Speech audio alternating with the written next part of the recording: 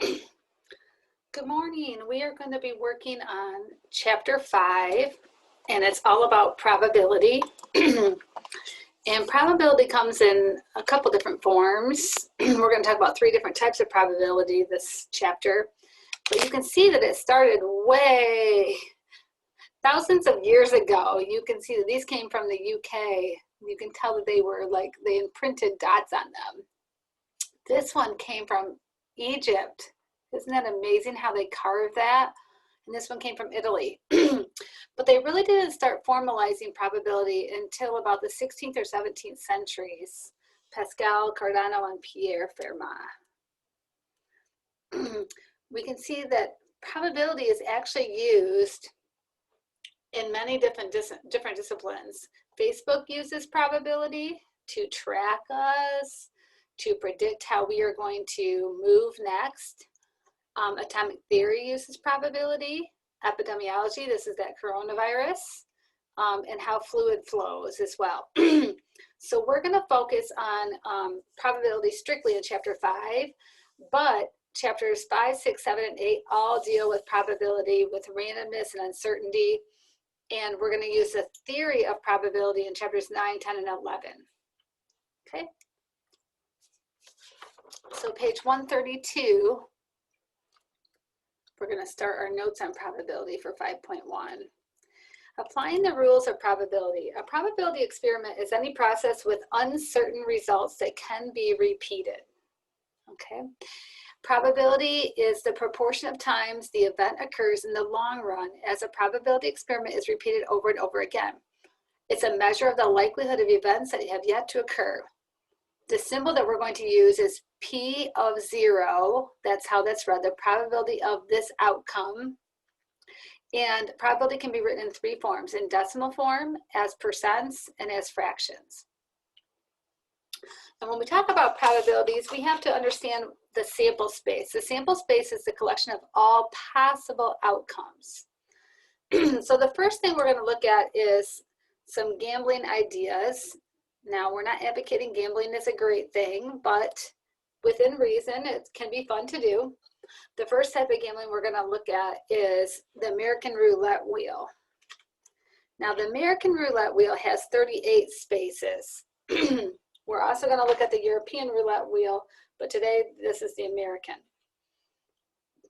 You can see that there's spaces 1 through 36 throughout the wheel, and they're split between red and green, or red and black. And then there's 2 extra spaces that make up space 37 and 38 with a 0 and double 0. That's what makes this not all equally likely that you would get a red or a black, because we have the extra 2 green spaces that kind of throw off that probability. So it says, what does it mean when a casino says that their roulette wheel is fair? Okay, it means each outcome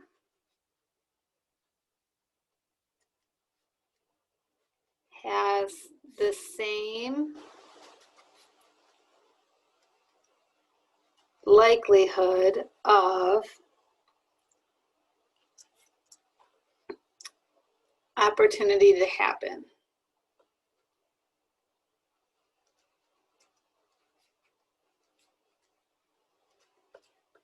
So how this works is they spin a wheel, and then they drop the ball going the other way, and then the ball bounces as the wheel's spinning this way, and then it bounces kind of back and forth, and then it lands in one of these little slots, and you can see that the slots are each the same size. So it says determine the sample space for this roulette wheel. So anytime we list values or outcomes, they go in the squiggly brackets. So we have 0, double 0, and then 1 through 36. And again, up here we have 38 spaces possible. It says, what is P of 4 in words? Find its value as decimal, percent, and fraction. So P of 4 is the probability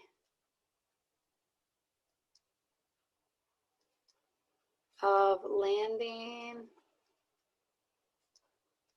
on a 4. And because there's 38 possibilities, right? 38, the probability of a 4 is 1, because there's only one 4 that we can get. Right there is the, where is the 4? I had my eye on it. Right there it is, the 4. There's 1 out of 38 chances. So it doesn't seem very likely. That comes out to be 0.0263, and that translates into 2.63%. Not very likely, huh? And in fact, if we go back to what we learned in chapter 3, it's actually unusual because it's less than 5%. So kind of going back to that thinking of chapter 3. Let's move on to page 133.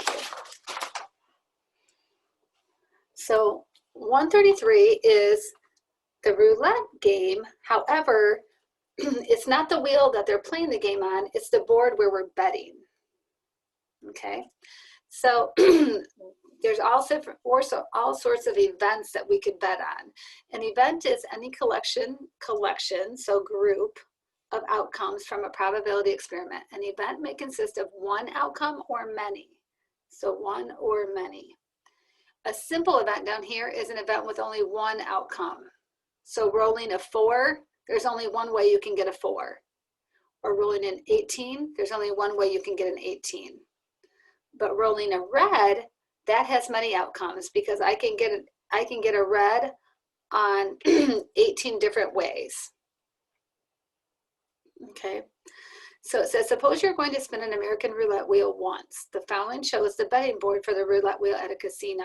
If you place your chip on one of the 2-to-1 spaces, this is called a column bet. And it means you're betting on all 12 numbers in that section. Down here, you can see at the bottom of the screen where we put our white chip here on this 2-to-1. I like betting on these 2-to-1. So if it lands on anything, not the 0, 0, 0, but anything in this column, 2, 5, 8, 11, 14, 17, 20, 23, 26, 29, 32, or 35, you win 2-to-1. So if you bet $1, you win $2.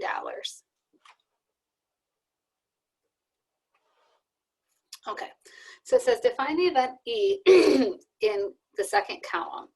And so that would be the second column here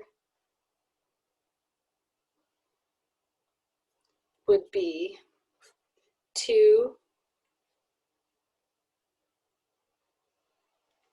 5, 8, 11, 14, 17, 20, 23, 26, 29, 32, and 35.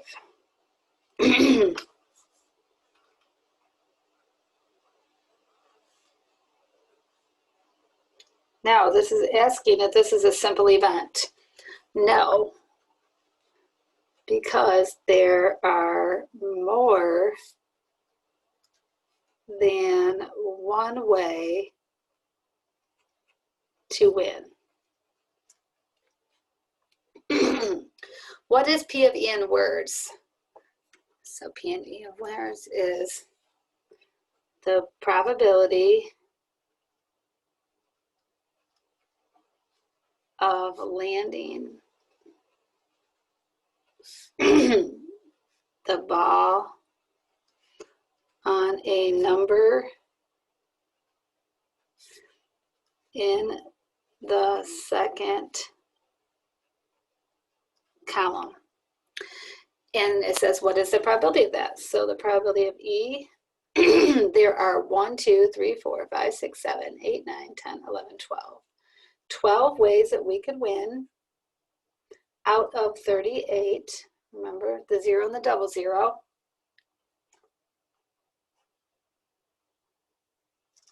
And this comes out to be, on our calculator, 12 out of 38.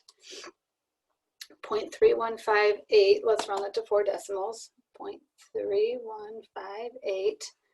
If it asks you to round to 3 or 4 decimals, always round first and then turn it into a percent.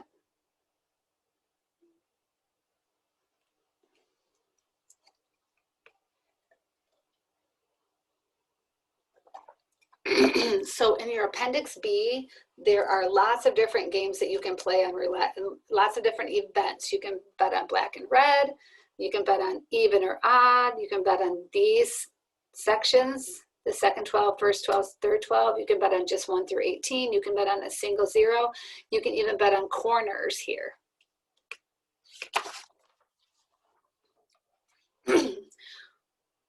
We're going to talk about a type of probability here called, it's the first type of probability. I mentioned we're going to talk about 3 probabilities today. The first one is called empirical probability. So all these are good things to have sticky notes by for your note sheet. Empirical probability is relative frequency of an event. So the number of times E happens, number of times E happens out of the number of trials. This is called, basically it's a relative frequency that we did back in chapter 2. Okay, they're based on observations from a real life repeatable process. Okay, not going to the casino.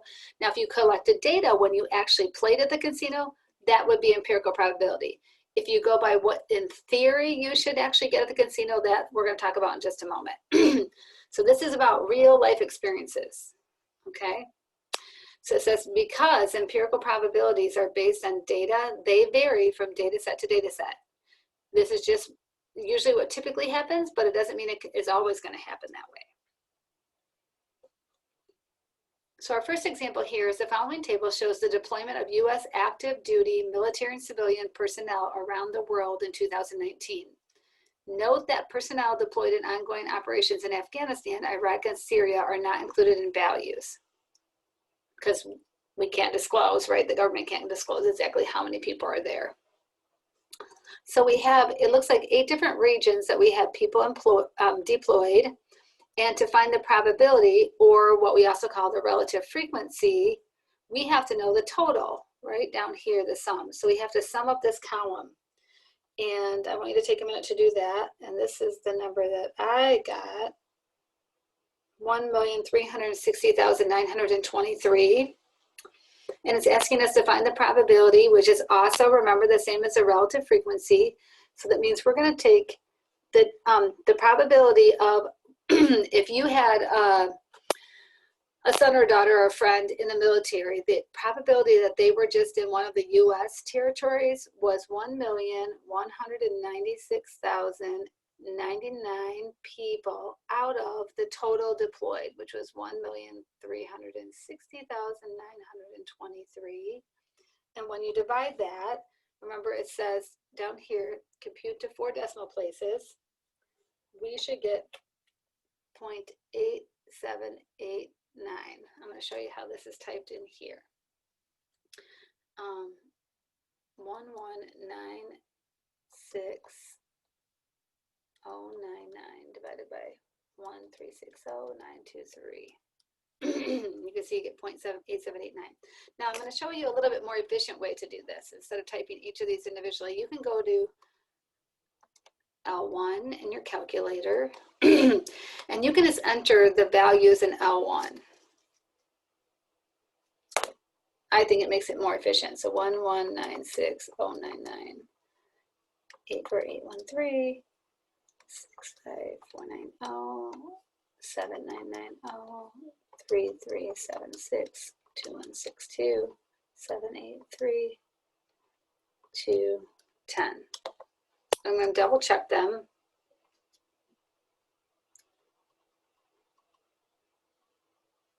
One. And then also notice the first one, it's down here. It actually tells you the value, but up here it's going to put it in scientific notation with the E.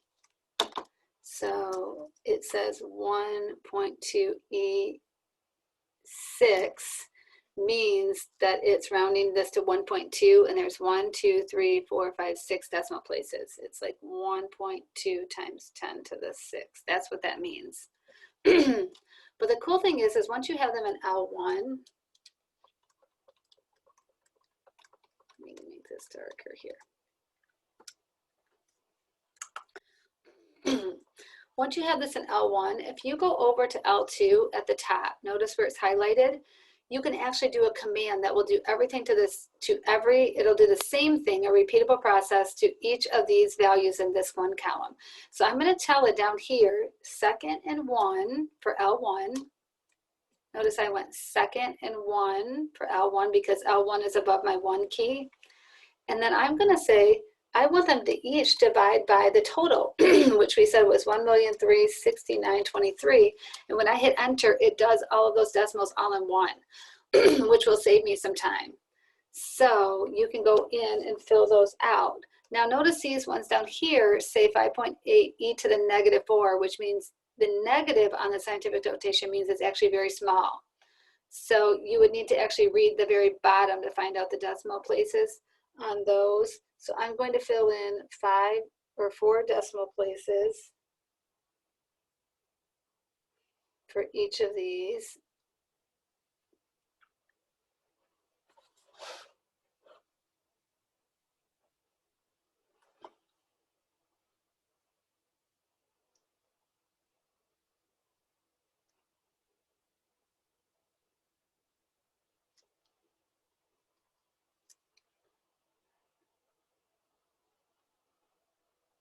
Okay.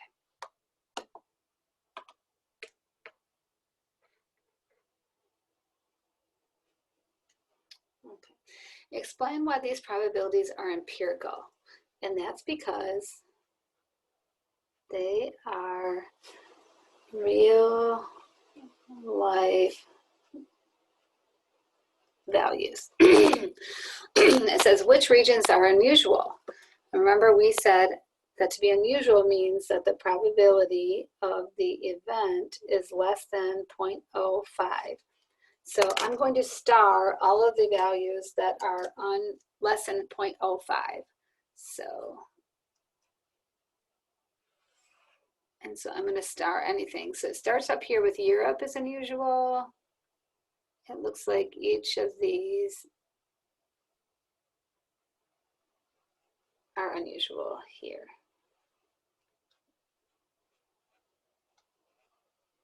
Because they are less than 5%. So your friend or relative being deployed in one of these areas would be unusual just because there's not that many people deployed in those areas. Okay, let's go ahead to page 135. We're going to look at the second type of probability. So the first type of probability, again, was empirical probability based on real data, okay, based on real life repeatable data. So the next type of probability is called classical probability.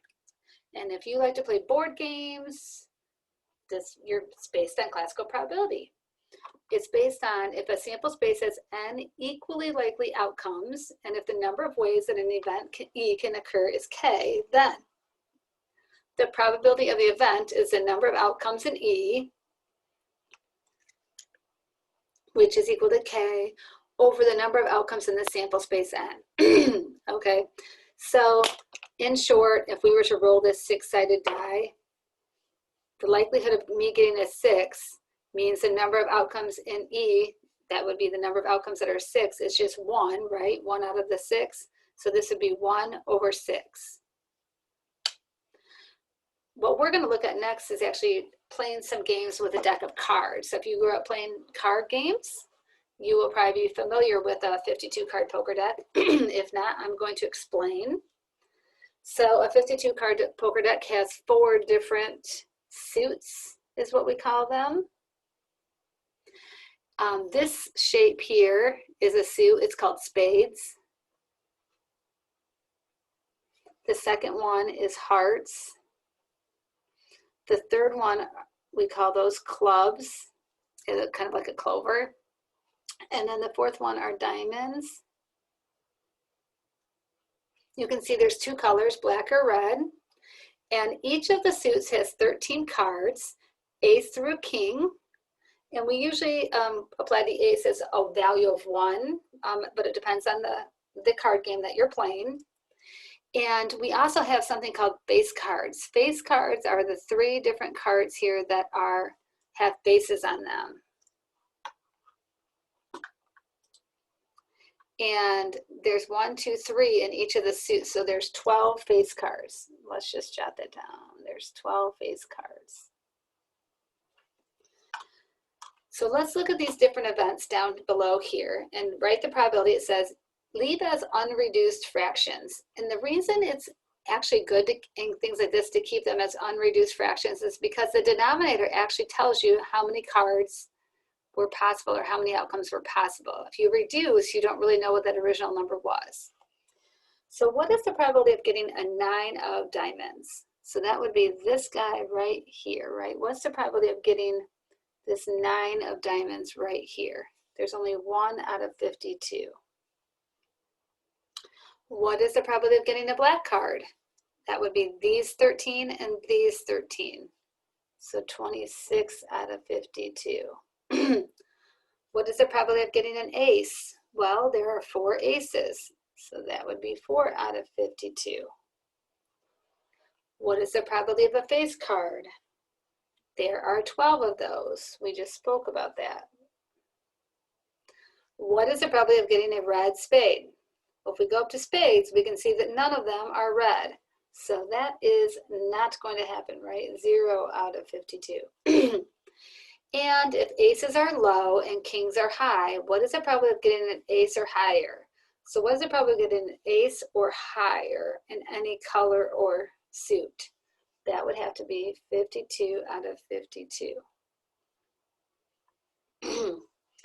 And it says, explain why the probabilities found are classical.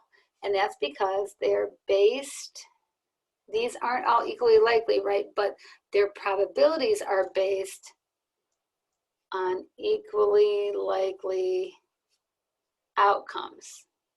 So these are events and they're based on these equally likely outcomes if you just randomly picked a card from the deck.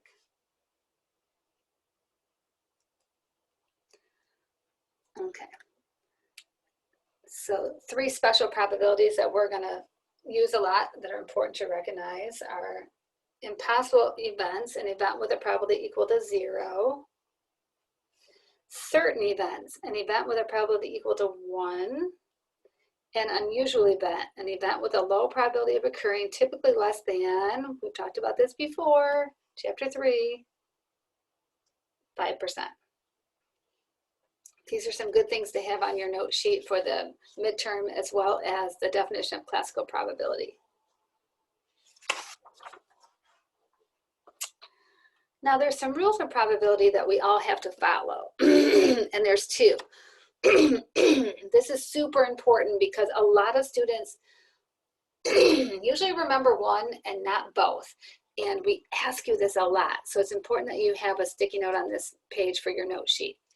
The 2 probabilities of, the 2 rules of probability are 1, that each individual probability has to be greater than or equal to 0, but less than or equal to 1. You can't have a higher probability than 1 of something happening. Just like you can't have something more than 100%. The sum of the probabilities of all outcomes in a sample space must equal 1. So don't forget, they all have to add to 1 and they have to be greater than or equal to 0, but less than or equal to 1. So you could just state this right here as the first one, and then this as the second one. Now, just like we have frequency distributions of different outcomes, we also have probability models. A probability model is a list, often in table or graph form, so we have it in a table here, of all the possible outcomes of a probability experiment and each outcome's probability. So let's say there was a game we were going to play at the casino, and this was the payout. So this one you're going to lose $5. This outcome you're going to win 20. That's exciting. And here are the probabilities. So for each of the 3 tables here, I'd like you to pause the recording for a minute and give your best initial guess on whether the probability models here are valid or not. So do they apply and follow both of these rules up here? Explain if yes or no.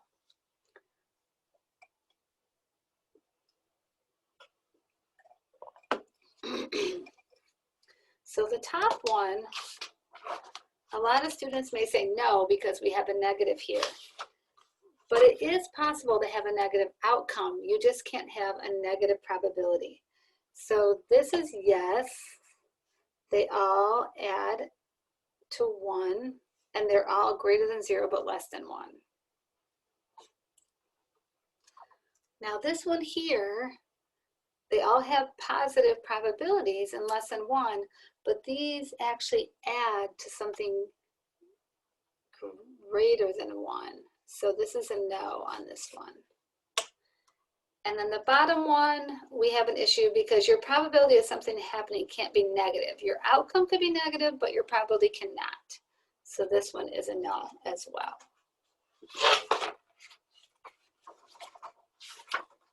Go ahead and flip your page.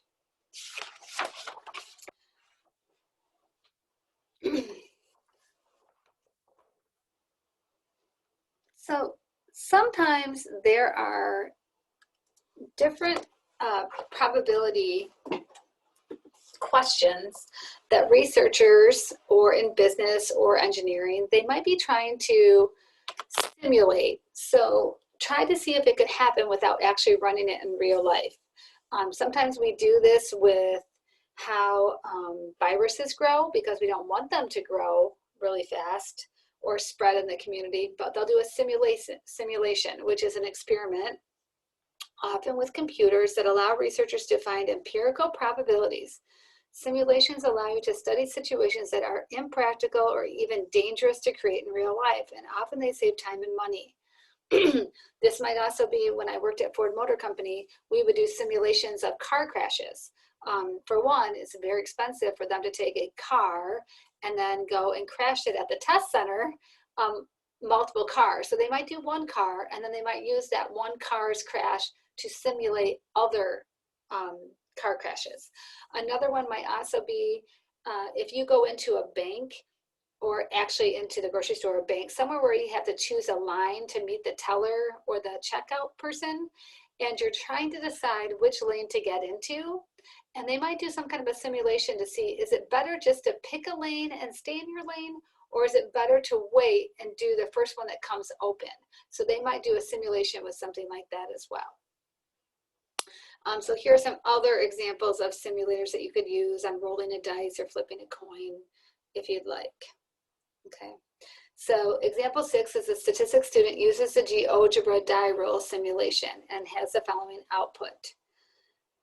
So they rolled, let's see, we're going to answer some questions about this looking at the graph. So let's just go to the questions and we can see what they asked. It says, how many sides are on the dice being rolled? So it looks like each of these dice must have 6 sides. Okay. So let's just write each has 6. How many dice are being rolled? We can see 2, and you can see that over here it also tells us how many dice are being rolled.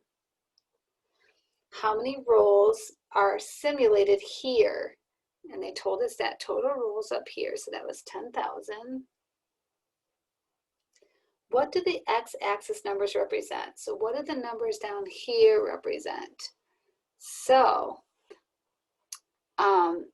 it says they represent, actually it looks like they must represent, it's not just 1 through 6, it's 1 through 12. So it must be the sum of the 2 dice. So if you roll the 2 dice here, you got a 5 and a 6, means you got an 11.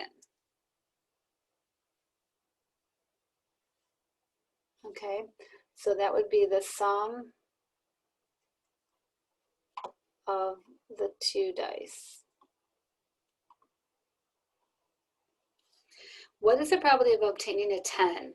So we're just going to go to what they got. So obtaining a 10, it looks like here, it says 874 out of the 10,000. So we're going to write that down here. 874 out of the 10,000. And when we divide that, we get 0.0874 or 8.74%. Not unusual, but close, right?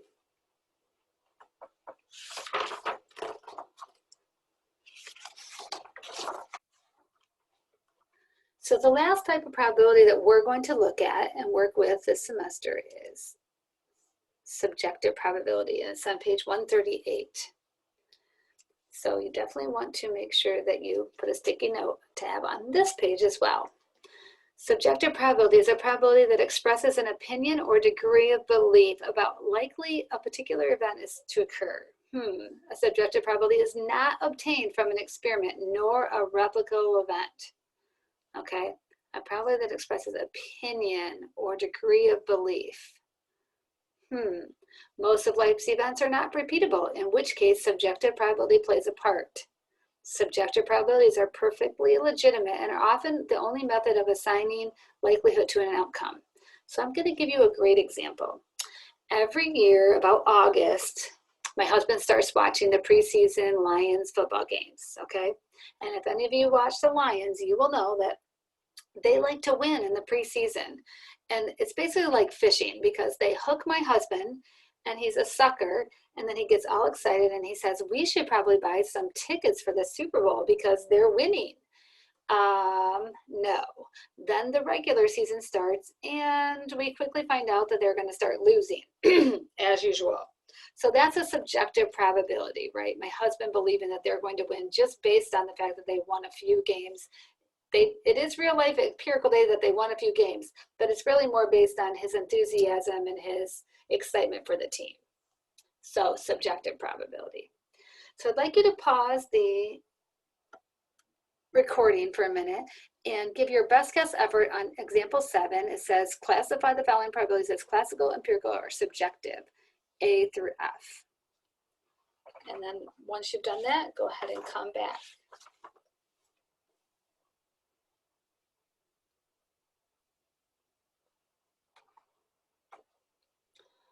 So the first one is definitely subjective. There's a 60% chance they will attend Julie's party, right? We don't know what their reasoning is, but they're basically based on their own opinion. Letter B, they've actually collected blood types, and so they can kind of predict what different blood types are going to be at the blood drive, and that's empirical data based on real data. C is a dice game, and so that is classical, equally likely outcomes. D is this person was in an internment camp in World War II, so they actually did an experiment. He sat there and had lots of time on his hands, sadly, and flipped a coin 10,000 times, so then he collected empirical data. And then during the World Series of Poker broadcast, they can actually predict because the filming studio knows what each player has. So these likelihoods of winning are based on classical because they know what cards are left. And then F is a commentator gives their opinion on the employment rate. So it's his opinion, so it's subjective, although it might be based on a little bit of empirical data from what's going on in the current world events, but most of it's subjective. So that's the end of part 1 of lesson 5.1. Meet us back for part 2.